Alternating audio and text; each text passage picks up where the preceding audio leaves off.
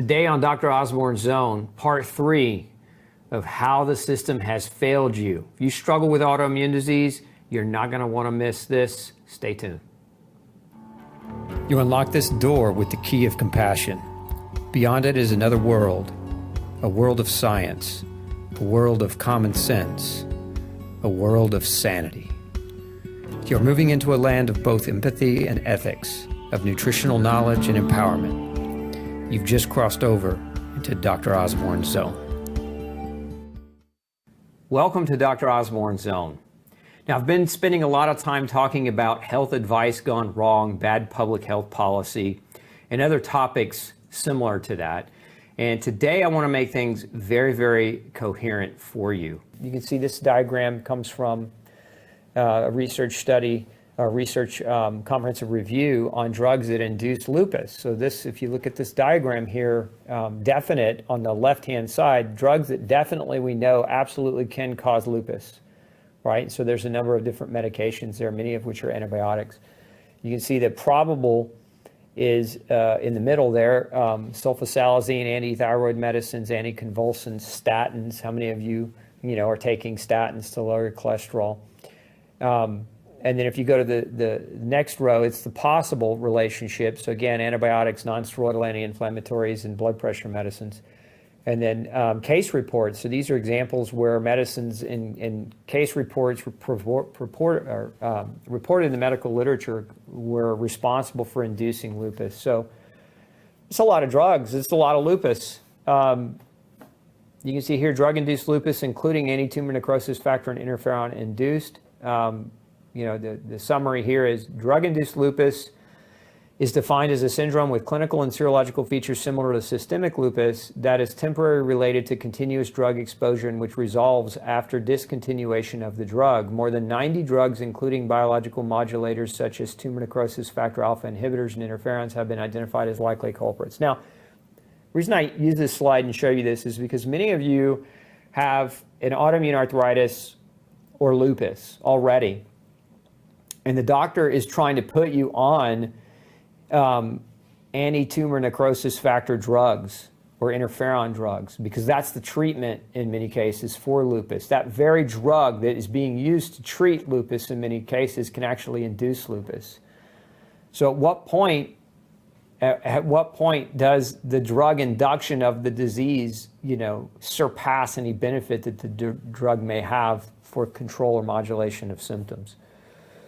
And then you can see here, these are some of my favorite findings, because this is a relatively new finding in medical literature, but sprue-like enteropathy, which basically is saying like disease that mimics celiac disease, right? So it's enteropathy, sprue-like enteropathy means villus atrophy. So it's what happens in patients that are taking drugs that are angiotensin receptor blockers. These are medicines that treat high blood pressure.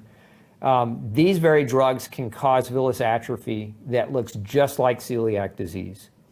And so, gluten can cause villus atrophy, but so can drugs like olmesartan.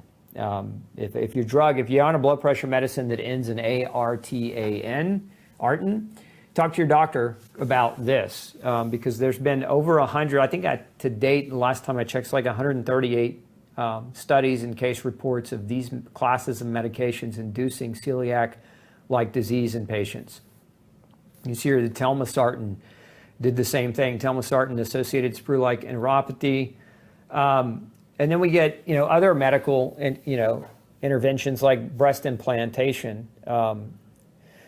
Breast implants are associated in a proportion of patients with complaints such as fatigue, cognitive impairment, arthralgias, myalgias, joint pain, muscle pain, pyrexia, which is fever, dry eyes and dry mouth. Silicones can migrate from the implant through the body and can induce a chronic inflammatory process. So this is, what some refer to as breast implant illness.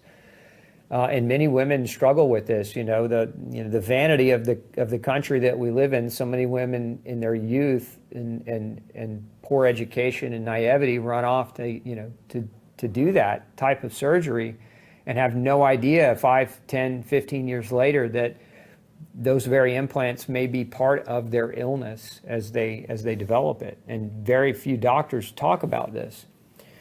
You can see here undifferentiated connective tissue disease and people exposed to severe adjuvants, or not severe, but several adjuvants, vaccines, metal implants, proximity to metal factories and foundries.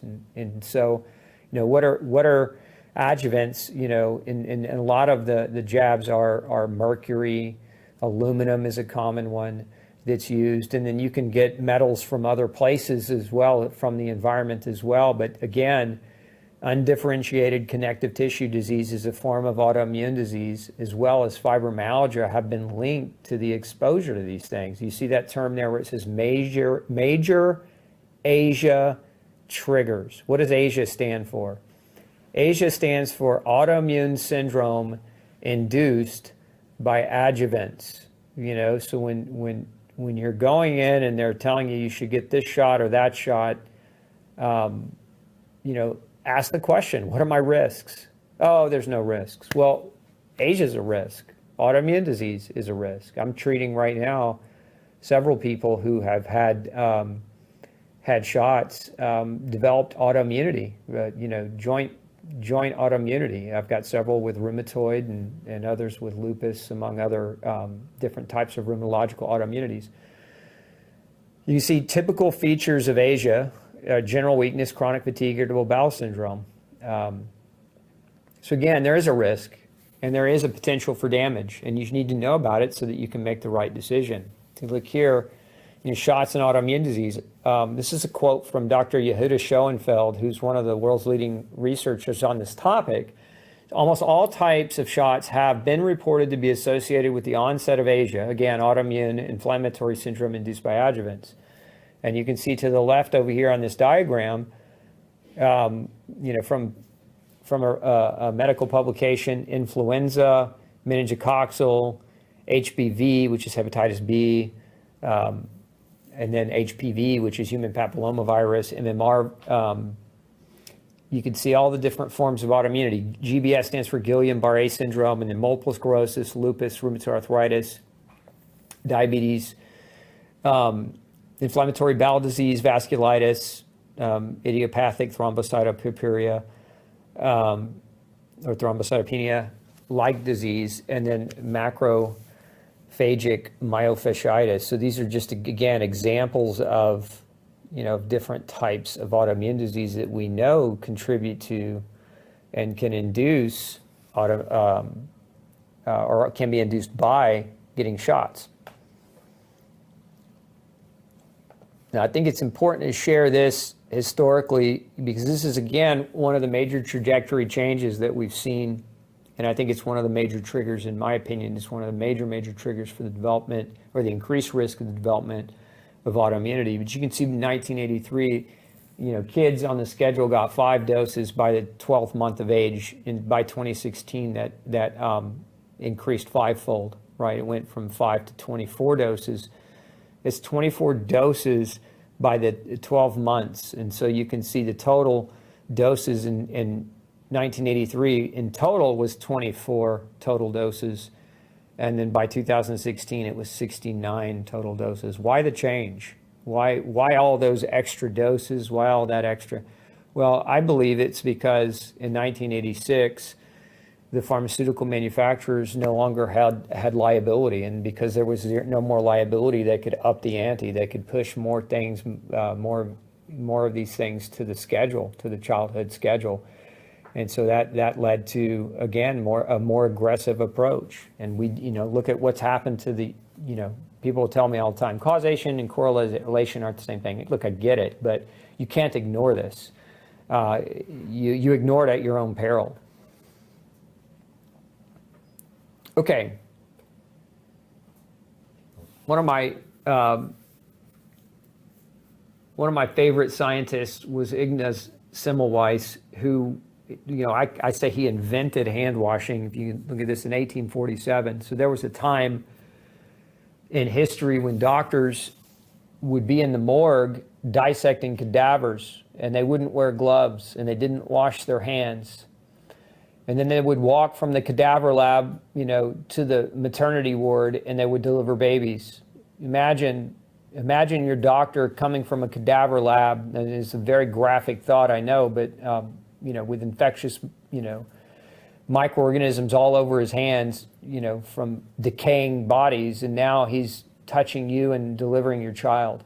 Well, this brilliant man who died in shame, they basically ridiculed this man into an early grave. But he's historically now known as the savior of mothers. He reduced hospital mortality from puerperal fever, which was one of the leading causes of death in mothers and newborn infants. But he reduced it. Mortality for moms was 10%. That means there's there was a 10% chance, guys, there's a 10% chance your wife could die giving birth to your child. Ladies, 10% chance that you could die giving birth to your child. He reduced it to less than 1% through hand washing and proved it. And he still was ridiculed into an early grave.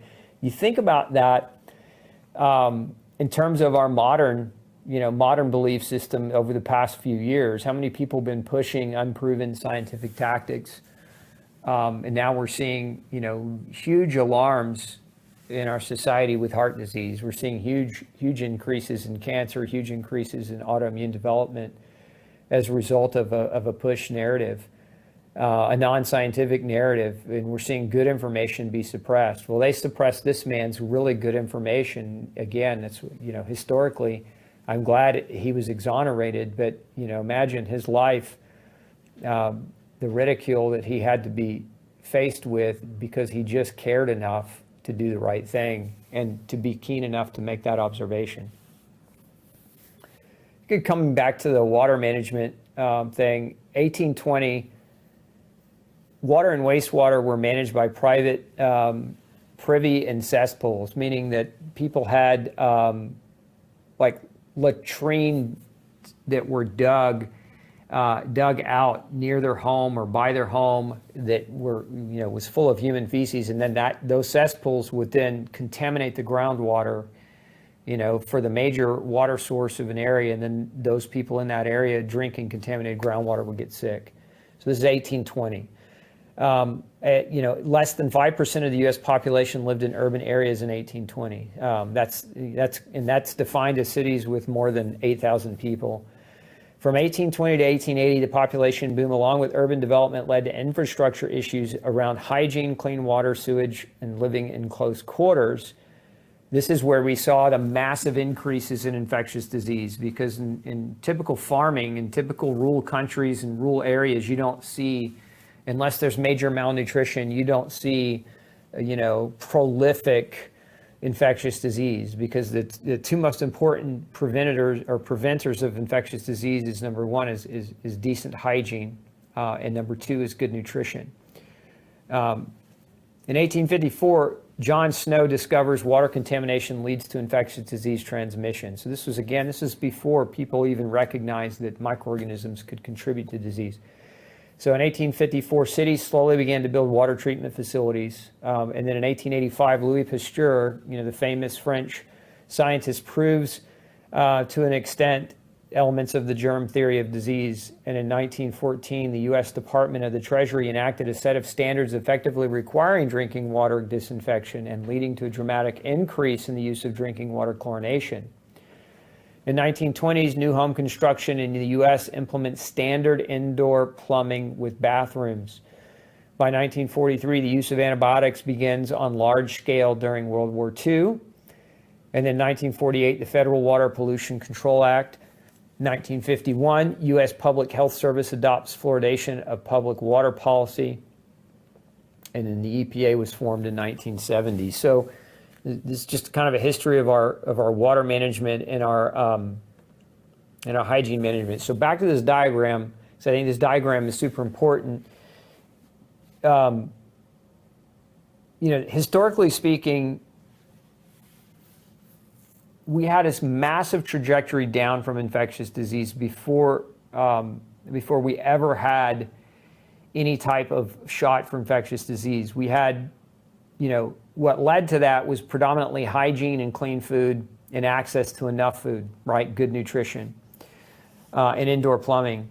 And this, I'm going to take this quote. This comes from several doctors who are probably much smarter than I am, you can see their conclusion was this: the largest historical decrease in morbidity and mortality caused by infectious disease was experienced not with the modern antibiotic and vaccine era, but after the introduction of clean water and effective sewer systems.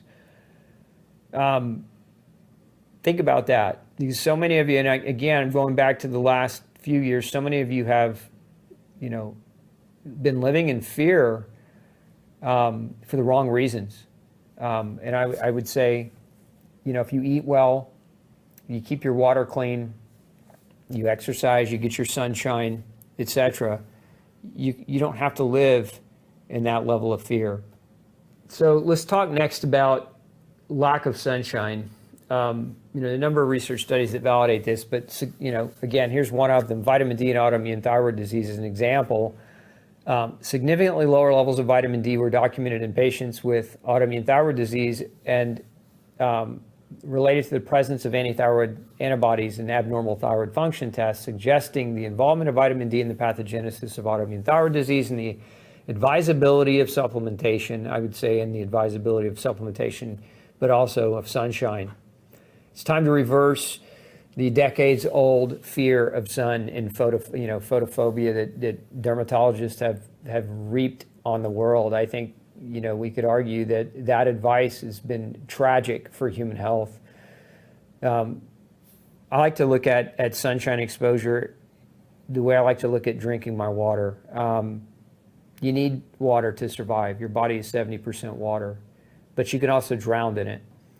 And so, you don't go and jump in the ocean and swim out 5 miles and cramp up and then not have a way back. That would be the inappropriate use of water. And just like you don't go out in the sun for 5 hours without any protection, especially if your skin is bleach white, but you have to approach it with a common sense perspective. You don't avoid it.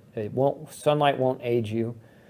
Sunlight won't give you cancer. Sunburning will, right? Just like too much water will drown you, but you need water. So, we don't say don't drink water because it drowns people the way we say don't go out in the sun because it gives people cancer. And what we really should be saying is go out in the sun every day to the ability for your skin to tolerate the exposure. And the better you eat, the more you're able to tolerate sunshine. Known fact, been researched, the right foods actually protect your skin from radiative damage that the sun produces. So if you're eating junk food, you're going to burn easier. If you're eating healthy food, you're going to burn less easy. You're going to be more prolifically resilient to sun exposure, and you should be getting it. You see here, vitamin D actions on CD4 cells in autoimmune disease. Evidence linking sunlight and the risk of multiple sclerosis and type 1 diabetes is summarized to develop the thesis that vitamin D is the environmental factor that most strongly influences autoimmune disease development. That's a pretty powerful statement. You see here, melatonin, which we also get from being outside in the sun, possesses the ability to modulate immune response by regulation of T helper cells and balance cytokine production. T helper cells, by the way, are what regulate our reaction, our immune reaction, and melatonin helps regulate them. So if you're not going outside and not producing adequate melatonin, again, you're increasing your risk potentially for an autoimmune process with a cytokine storm. Let's talk about sleep. Sleep loss and inflammation. I like this study. Such subclinical shifts in basal inflammatory cytokines are known to be associated with the future development of metabolic syndrome disease in healthy asymptomatic individuals. In other words, if you don't get enough sleep, you shift your inflammatory process to more inflammation as opposed to less. Sleep is important for more reasons than that. We also see here blood-brain barrier disruption caused or induces a systemic low-grade inflammation characterized by the release of several molecules such as cytokines, chemokines, and acute phase proteins. So lack of sleep, again, this low-grade level of inflammation that can disrupt the blood-brain barrier. Then we get into physical activity. Physical activity, exercise, and activity greatly diminished in our society. Convenience wins. Cars instead of legs, cars instead of bikes, academics instead of athletics. These are all things that today our society punishes physical acumen in lieu of academics, at least if you're in K through 12. I know when my kids were going through school, for my oldest to take soccer or to play soccer on the school team, he took a GPA degradation. His grade point average was lowered because he couldn't get as many grade points playing soccer as he could if he had taken a different class. And so again, they give higher grade points for academia and they give lower grade points for athletics. And so kids are actually penalized. Their GPAs are being penalized. It's penalizing their future hope of getting into a college or the college that they want or getting the scholarship. All for playing a sport. And to me, the sports should actually be classified, especially if you're talking about being on a school team, whatever the sport is, whether you're male or female. Being on the school team, to me, should be almost considered like an honors type class because not everybody has the skill set to play that sport well. And so the ones that can should be rewarded justly for it and not be penalized for not being in some type of academic role. But you can see kids sit in school most of the day. 8 hours a day, and almost all of it is sitting. Adults sit at work most of the day. Manual labor jobs are outsourced by other people in technology. An estimated 50 to 60% of Americans are overweight and obese actually now. The aging population are instructed to take it easy. How many of you have heard this? You're getting older, you just need to slow down, you need to take it easy. Chime in below if your doctor's ever shared that with you as you've gone in frustrated that your body's breaking down and not working well, and they're trying to appease you into the belief that you're supposed to break down and you're supposed to take it easy because you're just getting older. Well, here's a study on physical activity and autoimmune disease. The incidence of RA/MS in inflammatory bowel disease, that's rheumatoid arthritis, multiple sclerosis, and inflammatory bowel disease and psoriasis have been found to be higher in patients less engaged in physical activity. Physically active RA patients were found to have a milder disease course, better cardiovascular disease profile, and improved joint mobility. Physically active patients with type 1 diabetes have a decreased risk of autonomic neuropathy and heart disease. Both fibromyalgia and systemic sclerosis patients reported decreased disease severity, pain, as well as better quality of life with more physical activity. The conundrum here is when you hurt, you don't want to move. And when you don't move, you deteriorate, right? Your body works on this fundamental premise of use it or lose it. So the less you use your body physically, the more it deteriorates. The more it deteriorates, the worse you feel, the less functional you become. And then when you try to use it, the harder it is to use it when you go back and try. So the thing with exercise is exercise to tolerance and do it consistently. Consistent exercise over time is what wins. You see here on obesity and autoimmune disease, obesity is not a passive bystander. This is what pisses me off so much with all these damn magazines talking about big is beautiful, promoting illness, promoting disease, and what are they doing to the minds of the youth who are naive enough to believe this nonsense? Like obesity worsens the course of RA, of lupus, of inflammatory bowel disease, of psoriasis and psoriatic arthritis, and it impairs the treatment response of these diseases. Obesity appears to be a major environmental factor contributing to the onset and progression of autoimmune disease. Please, let's not beautify it. I'm not saying that if you're overweight or obese, that you're not a good person and that you don't have a beautiful heart and soul. What I'm saying is if you are obese, you're inflamed. And if you're inflamed, your risk of disease and autoimmunity is greatly increased. Your risk of early mortality is greatly increased. So quit trying to normalize it. Go get it. Go take care of it. Take care of your business. Okay, let's talk about stress. There's 3 flavors of stress. I've shown you this diagram before. Stress can be chemical, physical, and emotional.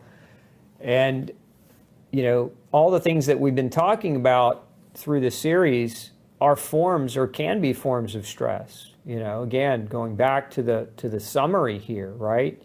And so if you have these things, your body will respond appropriately. If we look at stress as a trigger for autoimmune disease, you see here physical and psychological stress have been implicated in the development of autoimmune disease. Up to 80% of patients reported uncommon emotional stress before disease onset. So it's not like an emotional stress is something that we should overlook. These things can be very, very inductive of an autoimmune process, but it's not even just emotional stress. Remember, what you eat is a form of stress. If the food you're eating you're allergic to, or if the food you're eating is loaded with chemicals, those chemicals can stress your system, right? So don't just think of emotional stress, although emotional stress does play a role here. It's not just emotional stress. So again, let's summarize all this information kind of nice and tidy here. You got population boom along with urban development led to infrastructure issues around hygiene, clean water, sewage, and crowded living spaces. We're looking historically at the advancement of autoimmune disease through a timeline from the early 1900s. This spawned an industrial revolution that led to new thoughts and technologies in chemistry and material sciences, ushering in a new age of convenience and mass consumption. During the same time frame, a war against germs and acute infections raged on, leading to germophobia, overuse of chemical cleaning agents, coupled with an overuse of antibiotics in our food supply, as well as through prescription medications and an overabundance of jabs that you can get if you have the fear of these germ-based illnesses. Our immune systems are thoroughly confused because we eat food that is not food, avoid sunshine, dismiss sleep, avoid intimacy for technology, live sedentary lives in hyper-hygienic environments that are bug-free, but chemically abundant. And we use medicines to artificially manipulate how we feel because the truth is too painful to accept. And the thought of changing our behavior creates an illogical fear that subliminally gives us an excuse not to change. This is where most people are if they haven't been red-pilled on true health and wellness. So I hope that you garnered some things. One is, an evolution in thought around the fact that one, sunshine is good, not bad for you. Two, hygiene is important, as we see with the reduction in infectious disease, but too much can become a problem. Getting the shots can cause harm, and you should get informed and make better decisions. You should question that. We know that autoimmune disease has known causes, known triggers and mechanisms, as I've laid out for you today, given you the research. You can go back and you can read all of it if you'd like to. It has known causes. That's the key. And so if we look at those triggers, and you've heard me say this, over and over again if you've listened or watched me for any length of time. What are the 4 categorical triggers of autoimmune disease? Food, chemicals, microbes, and nutritional deficiencies. Those 4 categories of things, everything we went through today, all that, if we were to summarize it, it's those 4 categories of things that are the primary driving triggers for autoimmune disease. And don't think of autoimmune diseases differently. Think of them as one process that can manifest in more than 100 different ways, but the underlying illness is the same core causes. So, genes don't make you sick. You can no longer use this for an excuse. Subjecting your genes to the wrong environment makes you sick. If you change your choices, you can change your life.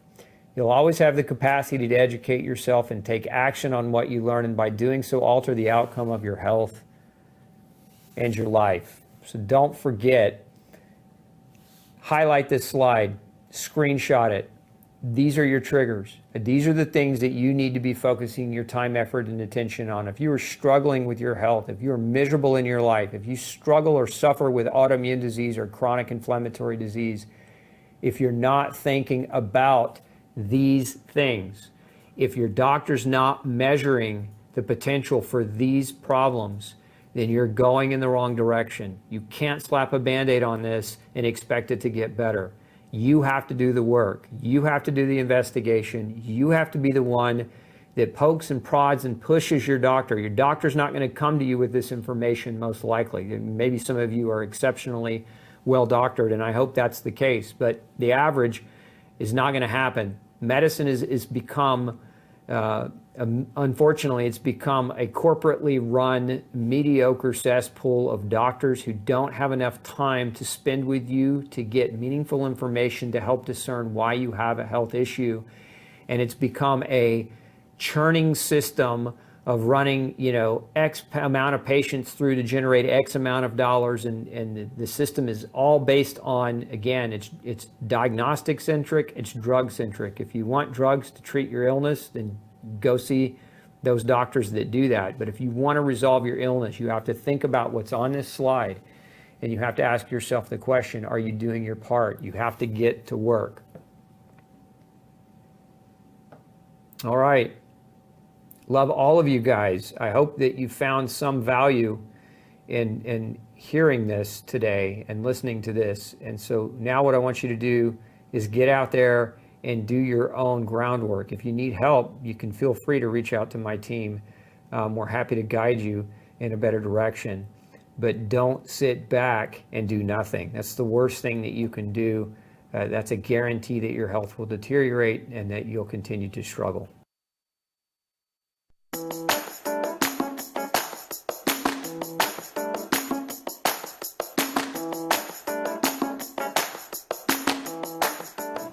Okay, today I wanted to share with you a coffee recipe. I know many of you don't drink coffee. For some, going no grain, no pain. Coffee's a taboo because your adrenal glands are shot and the caffeine, you can't tolerate it. But for those of you that can, there are quality coffees you can drink. One of my favorite is this company called Organo. They make something called King Coffee. And what this product has in it is it's basically an instant coffee, so it mixes with hot water, which is one of the things I like about it, because I can carry it if I travel, and I don't have to make a mess with a coffee bean grinder. But basically, this goes right in to the cup, pop it open, just like that. The other thing I enjoy, if you have kind of if you don't like the taste of black coffee, if you want to de-bitter your black coffee, we use a organic birchwood xylitol to do that. In my opinion, xylitol is probably closer in taste and consistency with sugar than any other sweetener that you could use. Again, xylitol you have to be careful with because some xylitols are made from corn fiber, which I do not recommend, but this particular brand is 100% birchwood, which is perfectly safe and fine for a gluten-free diet, plus there's no pesticides or chemicals in it, which is also a bonus. So we mix that into the cup, and then we get our water, and we just pour in some hot water, and to your taste, and then from there, just stir it up.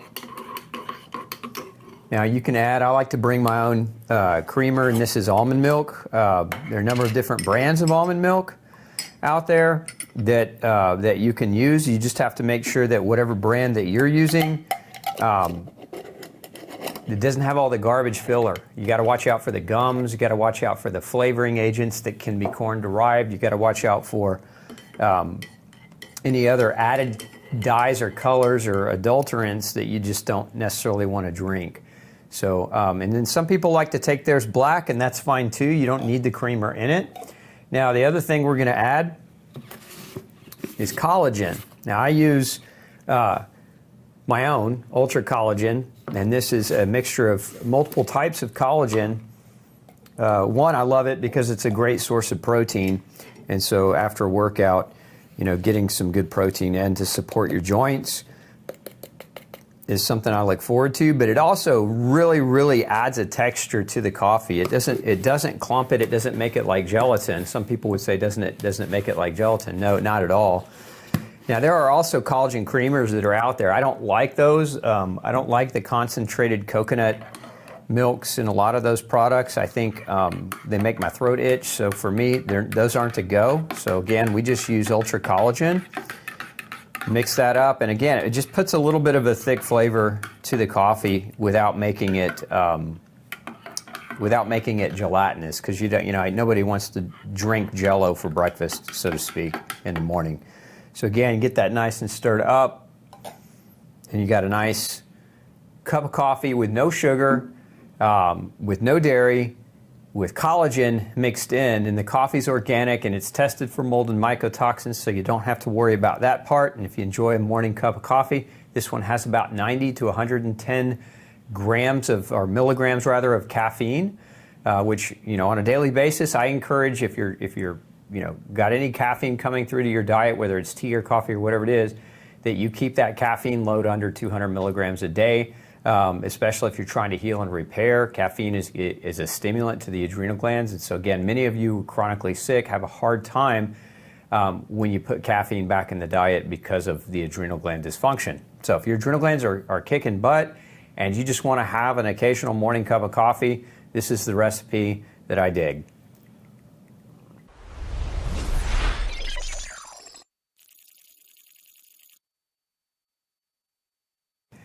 Diane wants to know, what are the top 5 things you would begin first to improve your health? So first and foremost, number 1, get a copy of No Grain, No Pain, and read it and apply it, period. Number 1 piece of advice I can give you. Now, beyond that, take a multivitamin. I recommend Ultra Nutrients. Most food that we eat today is malnourished. It comes from malnourished soil and it comes from malnourished farming practices. So getting in a good quality multivitamin can be a game changer for energy and for your recovery. Number 3, you got to go to bed on time. Number 4, you got to get exercise on a regular basis. And number 5, go outside, breathe fresh air, get plenty and ample sunshine. Those 5 things, do those consistently, and your health will definitely change for the better and fast. Christy writes in, can we get past supplementation and use foods alone to heal our guts at any point? And the simple answer is yes and no. There are some people that can definitely do that, and I've seen those people in my practice where we focus more on food than we do supplements because of supplement intolerances, and they're capable of healing. But then there are also cases that I see where people try to focus predominantly on food, and what ultimately ends up happening is they have such major nutritional deficits, food's not enough to give them the support they need for their body to heal and repair. How do you know the difference? How do you know if you're one? Well, if you're eating well, if you're following the no grain, no pain, true gluten-free style of diet, and you're still struggling and you're not getting better, now it's time to get some specific testing done. I encourage you to start with getting nutritional deficiency testing done, particularly using what's called intracellular analysis, where you're looking inside the cell to determine whether or not your cells are deficient in certain nutrients. Because if you are, this may be a blocking point for your ability to recover. So again, sometimes people can stick with the food. Sometimes we need to add supplementation to overcome those deeper deficiencies that are roadblocks to their healing. Evelyn wants to know, what's the best probiotic for diverticulosis? Honestly, there's not like a best one. I would say if somebody in my practice, were wanting to start a probiotic and they had that history, probably what I would put them on first is something called Ultrabiotic Defense, which is what it is. It's just a very, very strong probiotic. It's got several hundred billion colony-forming units of hardy strains of Bifidobacter and Lactobacillus, and for a lot of people, it can be a game changer for digestion and for gut support. So that's where I would start. Beyond that, the best thing to do is get with your functional practitioner, your functional doc, and ask them to test your microbiome. See what it is that you need, see what it is that you're lacking, because ultimately the best probiotic for you may not be the best probiotic for everyone else, and sometimes it's best to get a customized answer. Andrew says, Dr. Osborne, I have high prolactin levels and would like to hear how you would go about reducing it. So number one thing I would do for anybody who had a prior diagnosis of hyperprolactinemia is I would put them on a gluten-free diet. There's actually research studies, and I'll post a link below this video if you want to read more about some of those, but there are research studies that show that a gluten-free diet for many people can reduce high prolactin levels. So that would be a great place to start. A gluten-free diet won't hurt you, but it very well could be a game changer for your high prolactin levels. Leanne asks, what do you think is the best maintenance herb or natural remedy for long COVID? Well, I think more than taking an herb or product is to ask why the long COVID is actually occurring. And this is just my experience, take it for what you will.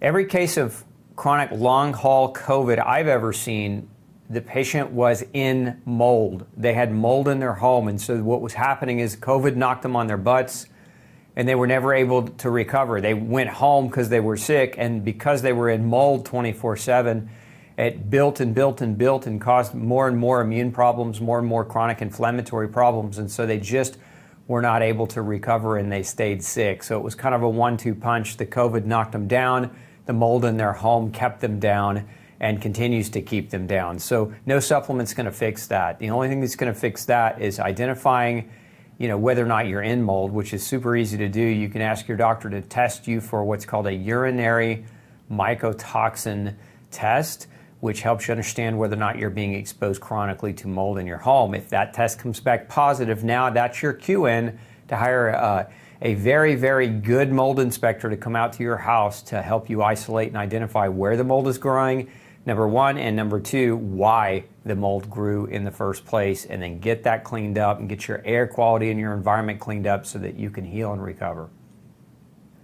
Can gluten, mold, and poor nutrition be a cause for neurological disease that a neurologist has failed to diagnose? This is the question coming in from Dance. So the simple answer, Dance, is yes. Gluten's a neurotoxin. For many people, the only manifestation of gluten exposure is nerve damage or nerve symptoms. We know that mold can be a neurotoxin, so mold can contribute as well. And then we also know that vitamin deficiencies, especially B vitamin deficiencies, can contribute to neurological deficits and neurological problems. And so the answer to all three is yes. Get them tested. Test yourself for gluten sensitivity. If you'd like, we'll put a link down below this video for gluten genetic testing. Get yourself also tested for mold, and get yourself tested for nutritional deficiencies, and help yourself by applying what you learn from the test results. Hope that's helpful. Melissa wants to know, what can we use to detox our bodies from heavy metals for the whole family without causing other problems or imbalances? Simple answer is avoid things that have heavy metals in them. Now, I know that doesn't answer your question directly, but I see a lot of times where people embark on a detox and they're still being exposed to the very thing they're trying to detox from, and so you're just wasting money on supplements and you're wasting money on medical treatments if you haven't isolated the source of the metal. Now, all that being said, let's say you've isolated the source, you're no longer being exposed. There are a couple different things that you can take. One, we have a product called Ultra Metal Detox. Now, for kids, I wouldn't so much pick this one, but for adults, it's really safe, and it has a mixture of different agents like NAC and garlic. It also has cilantro and something called EDTA, which is an amino acid that helps bind heavy metals and pull them out in the urine. So it supports the body's removal of metals through natural detoxification pathways. The other thing that can also be taken that can be very effective is granular activated charcoal, combined with zeolite. And we have a product called MycoBinder Plus, which we oftentimes use. And this one's a little bit safer for younger folks to use without any major side effects. Now, with any protocol, you should be under the supervision of a doctor and not try to do this on your own, because as with any nutritional supplementation protocol, you can always go too high, or you can go so low that you're being ineffective. So I just would encourage you to have somebody in your court, a doctor in your court, monitoring you as you go through that process. Shannon writes in and wants to know what causes DAO deficiency. Now, DAO is an enzyme that we produce in our GI tracts. It stands for diamine oxidase. And it's the enzyme responsible for breaking down histamine. So if you've ever been diagnosed with mast cell activation syndrome or histamine intolerance, DAO is a very important enzyme that you need to be able to make to deal with histamine. So what causes that deficiency? For a lot of people, in my experience, gluten. Gluten can be a major contributing factor to microbiome disruptions that can lead to not only a deficiency of this enzyme, but damage of the intestinal cells that help make this enzyme. So Gluten can be a major contributing factor. I've also seen mold, environmental mold exposure, create gastrointestinal inflammation and damage that can lead to DAO deficiency. So I would say top two reasons I see it: number one, gluten; number two, mold. Now, there are some vitamin deficiencies that can also contribute to DAO inactivation or absence of DAO. And one of the biggest ones is vitamin B6, also sometimes called pyridoxine. So ask your doctor to check your pyridoxine levels and make sure that they're up to snuff. Okay. And Annalise says, I've been gluten-free for 15 years. All my blood tests come back saying I'm gluten-free, no mess-ups. How come I'm in pain daily? Every time I eat any food, my stomach hurts like it's celiac pain. Well, Annalise, the biggest reason I see celiacs continue to suffer and struggle is they're not on a true gluten-free diet. They're still eating corn and rice and oats and sorghum and other grains that are technically labeled gluten-free but are not actually gluten-free. So that would be the first thing. I would encourage you to read No Grain, No Pain, where you can get all the detailed information about what you absolutely would want to avoid if you've got a celiac diagnosis. Now, beyond that, there are other things that can cause damage to your intestines that can mimic the pain or the symptoms of celiac disease. And so I'm going to post a video below this of gluten mimicking things that you can be aware of and that you may be able to make some changes to get better improvement in your overall quality of life. Sandy wants to know, how can I get rid of mold and yeast overgrowth in the body? So there are 4 strategies that we typically try to encourage people to embark on. Now, strategy number 1 is what's called a vitamin C flush. I'll put a link below this video with instructions on how to do that flush. Number 2, it's to starve the yeast out. Yeast love carbohydrates. So if you're eating a high carbohydrate diet, lots of sugar, lots of high glycemic fruits, you're going to run into trouble because you're going to keep feeding the very thing you're trying to get rid of. So we use something called a low fermentation diet, which is a reduced carbohydrate, reduced fruit, reduced high sugar content diet so that we can starve those yeast. We don't want to feed them. Number 3, taking something that has known antifungal properties. I mean, there are a number of different herbs and research that have been shown to be very, very supportive of normalizing the microbiome, from yeast, and oregano is an example, thyme is an example, pau d'arco. We also have caprylic acid are all options. 2 of my favorite supplements to use to support balance back to the GI tract. Number 1 is called Yeast Shield, and number 2 is ultra caprylic acid. We'll put information down below for you. And then the last thing is you want to create competition for the yeast. Remember that generally when you have a yeast overgrowth, those yeast were able to overgrow because your microbiome might be underpopulated or might not be robust. This happens a lot when people go on antibiotics. One of the top side effects of antibiotic use is yeast overgrowth because it wipes out the good bacteria. So a good probiotic to help support balance of good bacteria in your GI tract can be a game changer when you're trying to overcome yeast. So we recommend something called Biotic Defense with S. boulardii. It's specifically a competitor directly with different types of yeast like Candida. So those 4 strategies, check them out and let me know. Follow back up and let me know how they helped. Dakota writes in, I was diagnosed with celiac disease 7 years ago. I'm religiously gluten and lactose free. My blood levels have returned to normal, but why am I still having symptoms? Well, Dakota, you may be being exposed to things that mimic gluten. I did a video not too long ago about all the different things that are known to mimic gluten. I want you to check that out. I'm going to put a link below this video for that. The other thing I would encourage you to ask yourself, are you eating other grains? Corn, rice, sorghum, oats. Even though these grains are labeled gluten-free, celiacs oftentimes still react to them, and so you want to make sure you're cutting those out, because if you're still eating them, you might still back that up. If you're still eating them, that might be the driving force behind the symptoms that you're still experiencing. Okay, let's see here. So Shannon says, I have a known mild mildew allergy, so she's allergic to mold. My apartment has mold growing in the main bathroom. The past 9 months, I've had chronic congestion with frequent bloody snot. The past 3 weeks, I've had a recurring sore throat. I test negative for all known airborne viral issues. How likely could this be due to the mold?